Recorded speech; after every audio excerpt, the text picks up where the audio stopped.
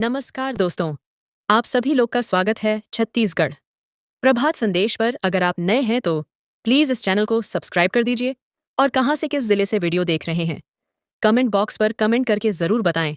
तो चलिए बढ़ते हैं आज की बड़ी खबर की ओर। छत्तीसगढ़ के रायगढ़ जिले में पिता पुत्र के बीच झगड़े ने उस वक्त हिंसक रूप ले लिया जब बेटे ने अपने पिता की गर्दन पर टांगी से वार कर मौत के घाट उतार दिया। पुलिस ने आरोपी को गिरफ्तार कर लिया है। मामला खरसिया थाना क्षेत्र का है।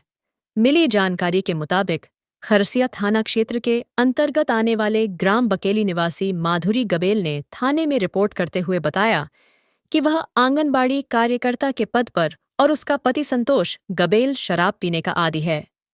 आए दिन शराब के नशे में घरवालों से लद्दाई झगद्दा करते रहता है। महिला ने बताया कि 8 जुलाई की रात उसका बेटा कुश कुमार गबेल खाना खा रहा था। उसी समय संतोष गबेल नशे की हालत में टांगी लेकर घर पहुंचा।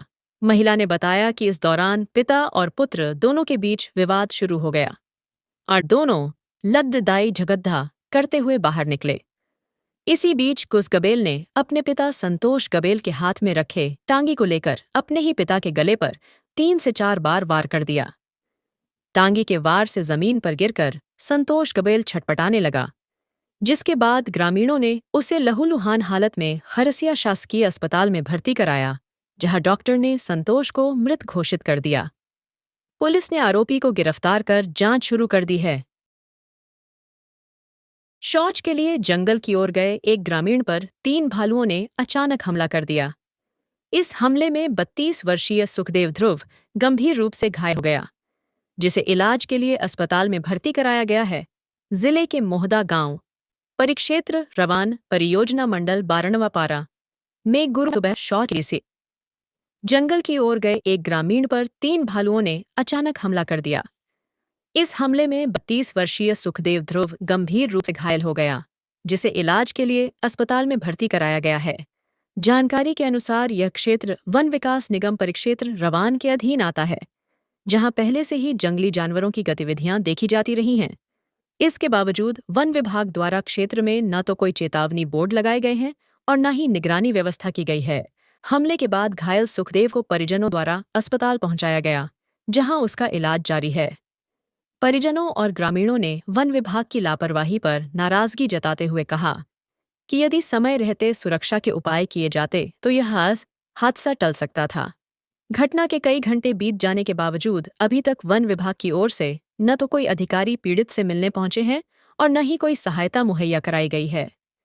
ग्रामीणों ने मांग की है कि क्षेत्र में तत्काल चेतावनी बोर्ड लगाए जाएं, वन्यजीवों की निगरानी के लिए गश्त बढ़ाई जाए और पीड़ित को तत्काल मुआवजा एवं सहायता प्रदान की जाए। छत्तीसगढ़ के बेमेतरा पुलिस द्वारा तापता महिला व पुरुष को खोजने के लिए ऑपरेशन तलाश शुरू किया है। पुलिस को महज 1 माह के भीतर 133 महिला पुरुष को ढूंढने में सफलता हाथ लगी है।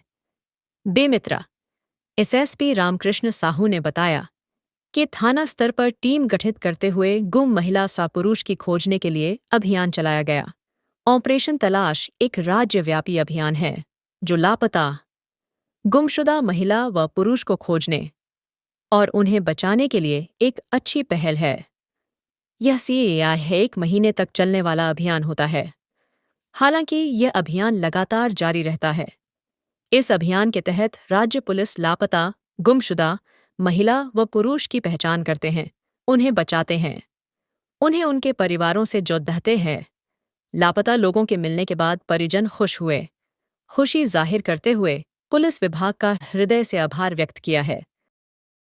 पेंड्रा राष्ट्रीय राजमार्ग पर फिर एक बार लोगों को जाम के कारण परेशानी का सामना करना पड़ी रहा है। लोग घंटों से जाम में फंसे हुए दिखे। कारियाम गांव के पास बिलासपुर पेंड्रा जबलपुर NH 44 पर लगा लंबा जाम लग गया। दोनों तरफ वाहनों की लंबी कतारें देखी गईं। बिलासपुर से पेंड्रा की ओर आने जाने वाले लोगों को एक बार फिर आज भारी परेशानी का सामना करना पड़ा, जब राष्ट्रीय राजमार्ग 45 पर कारियाम गांव के पास सुबह 3 बजे से जाम की स्थिति बन गई। दोनों ओर सैकड़ों छोटे बड़े वाहन यात्री बसें और मालवाहक गाड़ियां जाम में फंस गईं, जिससे आवागमन पूरी तरह बाधित हो गया। इस मार्ग पर निर्माणाधीन हाईवे और प्रबंधन की लापरवाही लगातार सामने आ रही है।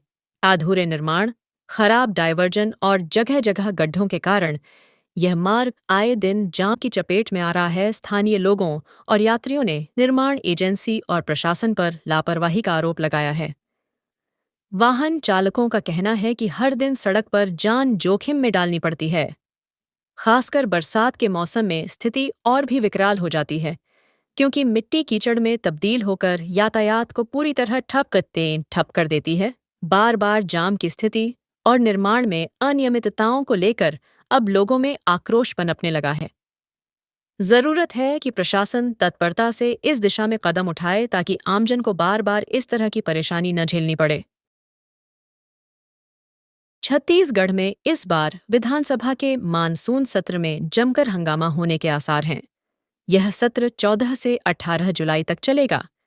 इस दौरान कुल 5 बैठकें होंगी। समय कम होने की वजह से सरकार को घेरने के लिए विपक्ष हर दिन स्थगन प्रस्ताव लाने की तैयारी में है।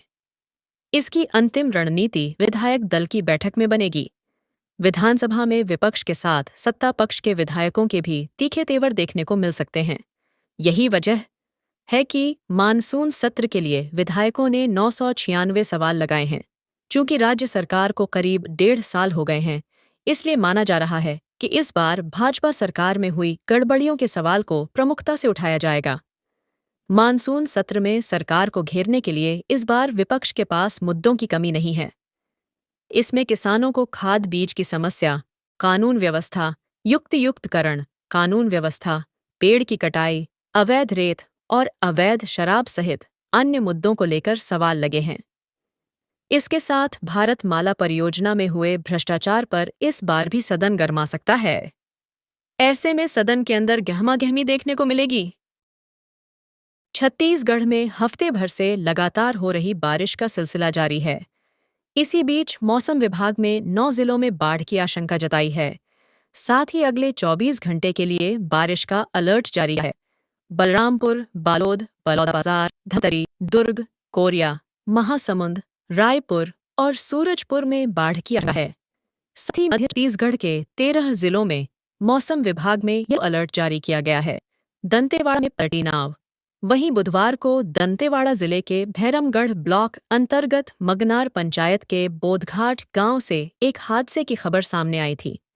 बाजार से लौटते समय ग्रामीणों से भरी एक लकड़ी की नाव डोंगी नदी पार करते वक्त पलट गई।